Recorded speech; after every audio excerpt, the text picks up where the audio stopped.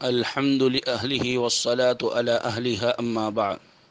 مسائل زکوٰۃ، وہ اموال جن پر زکوٰۃ فرض ہے۔ نمبر 1، سونا چاندی، چاہے سکے کی شکل میں ہو یا زیورات کی شکل میں ہو، اس پر زکوٰۃ فرض ہے، چاہے زیور استعمال ہو رہا ہو یا یوں ہی رکھا ہوا ہو۔ گھر میں عورتیں جو زیور استعمال کرتی ہے اس پر بھی زکوٰۃ فرض ہے۔ زیور شوہر کا ہے یا بیوی کا، اس کی وضاحت۔ شوہر نے زیور بیوی کو بخشش کر کے مالک بنا دیا ہو، اسی طرح والد نے بیٹی کی شادی کے وقت زیور بنا کر بیٹی کو بخشش کر کے مالکانہ قبضہ دے دیا ہو تو بیٹی اور بیوی اس کی مالک ہو گئی۔ اس کی زکوٰۃ بیٹی اور بیوی پر لازم ہے۔ بیٹی اور بیوی کے پاس رقم نہ ہو اور شوہر بیوی کے کہنے پر اور والد بیٹی کے کہنے پر اس کی زکوٰۃ ادا کر دے تو درست ہے، زکوٰۃ ادا ہو جائے گی۔ اور اگر شوہر نے یا والد نے صرف پہننے اور استعمال کرنے کے لیے دیے ہیں تو شوہر یا والد اس کا مالک ہے، انہی پر زکوٰۃ ادا کرنا فرض ہے۔ شرعی اعتبار سے اس کا واضح ہونا ضروری ہے کہ کون اس کا مالک ہے۔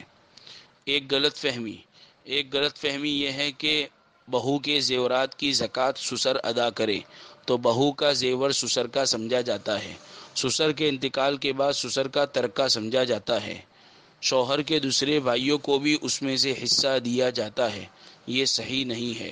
جو زیور بہو کی ملکیت ہے اس کی زکوٰۃ سسر تبرع احسان کے طور پر ادا کرتا ہے تو سسر اس زیور کا مالک نہیں ہوگا، وہ زیور بہو ہی کا شمار ہوگا۔ شادی کے لیے رکھے گئے زیورات پر زکوٰۃ، اگر باپ یا ماں نے بچے یا بچی کی شادی کے لیے زیورات بنا کر رکھے ہیں اور وہ ابھی بچوں کو بخشش نہیں کیے گئے بلکہ اپنی ہی ملکیت میں ہے تو ان کی مالیت پر حسب ضابطہ زکوٰۃ ماں یا باپ پر واجب رہے گی۔ اور اگر بچوں کو بخشش کر کے ان کے قبضے میں دے دیے ہیں اور بچے بالغ ہیں اور نصاب کے شرائط پورے ہوتے ہو تو سال گزرنے پر ان بچوں پر زکوٰۃ واجب ہوگی۔ فتاوی محمودیہ ڈابیل۔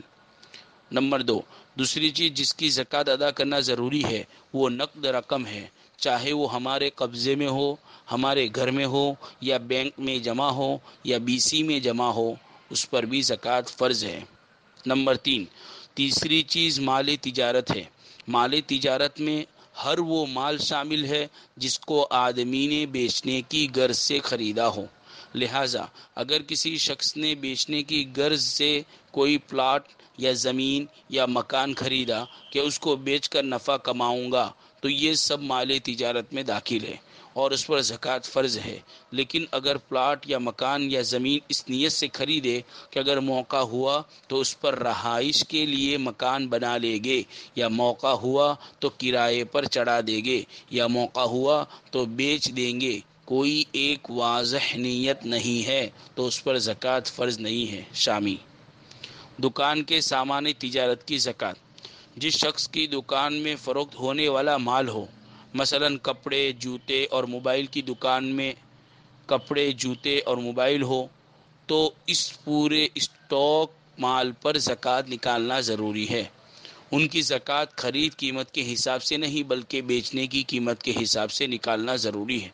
اگر ان کی بیچنے کی قیمت متعین اور مقرر ہو تو اس کا اعتبار کیا جائے، اگر بیچنے کی قیمت متعین نہ ہو تو اکثر و بیشتر جو قیمت لی جاتی ہے اس کا حساب لگائیں گے، اور اگر اس کا اندازہ لگانا بھی مشکل ہو تو پورے سال میں فروخت ہونے والے مال تجارت میں نفع کا فیصد یعنی ٹکا واری نکال کر اسی فیصد کے حساب سے زکوٰۃ نکالیں گے۔ امداد الفتاوی۔ ریٹیل اور ہول سیل کاروبار میں زکوٰۃ کس قیمت کے اعتبار سے ادا کرے؟ اموال تجارت میں زکوٰۃ خرید قیمت کے حساب سے نہیں بلکہ بیچنے کی قیمت کے حساب سے نکالنا ضروری ہے۔ لہٰذا جس دکان میں مال کو ریٹیل بھاؤ میں بیچا جائے اس میں ریٹیل بھاؤ کا اعتبار ہوگا، اور جس دکان میں مال کو ہول سیل میں فروخت کیا جائے اس میں ہول سیل بھاؤ کے اعتبار سے زکوٰۃ ادا کرنا ضروری ہے۔ فتاوی دارالعلوم سکریہ۔